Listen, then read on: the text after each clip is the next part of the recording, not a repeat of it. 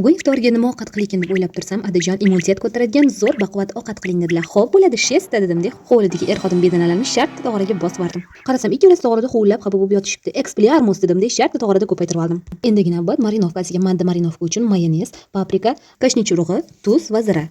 Hammasini bitta idishga solib olib, yaxshilab aralashtiramiz. Men bu yerda marinovka tayyorlash bilan oborman, u yoqda bo'lsa Bizga katta xolang kelib qaraylarmi? deydi menga. Тоже мне dedim-de, shart tirnog'i bilan bo'ynini uzib tashladim. Gap bilan marinovka bo'lgan tovuqlarimizni xolodilnikka yarim soatga olib qo'yamiz. Bu orada qiymamizni tayyorlashga o'tamiz. Idishga qiyma, piyoz, tuz, kashnish, zira, qizil paprika, tuxum solib yaxshilab aralashtiramiz. Qiymasini ham tayyor qilib bo'lib, oliy navli sifatli sariyog'imizni olib bo'lib chiqamiz.